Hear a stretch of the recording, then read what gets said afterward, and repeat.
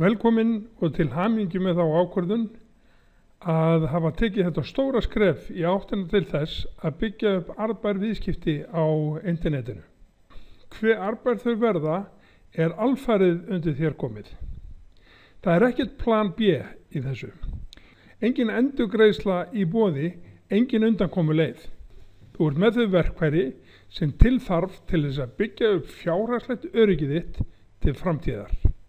Á þessu stutta en hnitmiðaða námskeiði verður einungis kennt það sem að þú þarft að vita og kunna til þess að afla þér tekna. Það er engin ástæða til þess að kenna alla fítusa sem fyrirfinnast í WordPress eða Blogger eða hverju öðru sem við munum minnast á. Þess gerist einfaldlega ekki þörf. Þú getur alltaf bætt við þig meiri þekkingu og auki færni þína og það áttu einmitt að gera alveg hiklaust. En til þess að byrja með er að gera að byrja. Það sem við förum yfir á þessu námskeiði er: við setjum síðu á blogger.com. Það er frí síða eða fritt blogg í eigu Google og býður rauninu upp á allt sem við þurfum á að halda. En það er svolitlum takmörkunum háð og margir líta svo á að þetta sé ekki vefsíðukerfi, heldur einfalt lítið bloggkerfi. Þess vegna ætla ég líka að opna dyrnar inn í aðeins öflugri heimasíðugerð og kenna á WordPress. Við þurfum að nota autoresponder eða postlistakerfi og það nokkur að ræða. AWeber er stærst og útbreiddast. Það er alls ekki best. GetResponse er best. Ég bara fullir það, ég með áskrift hjá báðum, en GetResponse hefur byggt upp gríðarlega gott kerfi og bæði þessi kerfi bjóða upp á held ég $1 á fyrsta mánuðin. Þannig að við getum tekið áskrift þar á þess að þurfa að leggja út neina fjármuni til þess að byrja með. Hins vegar að þá er kerfi sem heitir MailChimp sem er frítt upp að 2000 áskrifendum og þannig ég ætla að sýna ykkur inn á það líka sérstaklega því að við tölum það að setja í gang þennan business án þess að þurfa að vera að rífa aura upp úr hálftómum vössum.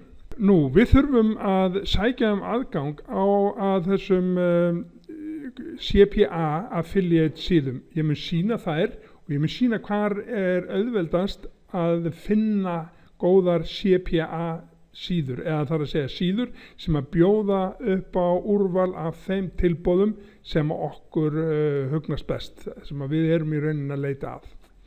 Tengt heimasíðugerðinni, þá ætla ég að sýna hvernig við kaupum lén og vefhýsingu og við setjum í sameiningu upp heimasíðu í WordPress. WordPress er stærsta og útbreiddasta heimasíðukerfi á internetinu og við munum virkja hana og setja upp þau plugin sem við þurfum að nota. Plugin eru smáforrit sem að eiga kannski hvað stærstan þátt í því að WordPress er svona útbreitt og vinsælt eins og raun ber vitni að það er hægt að setja upp þessi smáforrit. Mörg þeirra eru alveg frí og hafa margvíslega virkni. Og við munum setja inn akkurat það sem við þurfum á að halda. Þá munum við læra að setja upp giveaway contest inn á refelcopter.com og það er sérstök síða sem heldur utan slíkt. Einfalt og frábært. Þegar við erum búin að því, þá þurfum við að setja upp þessa samkeppni eða þetta contest á síðunar okkar, hvort heldur það að Blogger eða WordPress síðuna. Það er einfalt eins og allt náttúrulega saman maður kann og ég sýni ykkur það. Við þurfum PayPal aðgang því að við þurfum að fá greitt einhvers staðar inn og það nú eitt af því sem ég ætla að benda ykkur á að velja þegar við erum að velja affiliate fyrirtæki til þess að vinna með og það að velja þau sem að borga á PayPal. Það er alveg hundlegilegt að standa í þessum millifærslum inn á reikninga. Ég tala nú ekki þessir örfáu sem ennþá halda sig við ávísanir. Nú þá kemur að einum mikilvægasta þættinum og það er traffic og þar ætlum við að setja auglýsingar, fríar auglýsingar inn á svipsíður. Og ég sýni kannski einu eða tvær, þetta er allt saman mjög keimlíkt en það sem ég ætla að gera hins vegar að ég afhendi ykkur lista yfir þær síður sem að reyta hvað hæst í leitavélum á netinu. Við erum með langmestu heimsóknartíðnina. Þarna þá fáum við markhópa greinda trafík ómælda. Öll frí trafík útheimtir svo litla vinnu. Keypt trafík virkar fyrr og virkar hraðar og betur og útheimtir minni vinnu. En við ætlum að gera þetta algjörlega með lágmars fjárútlátum og þess vegna leggjum við á svo litla vinnu.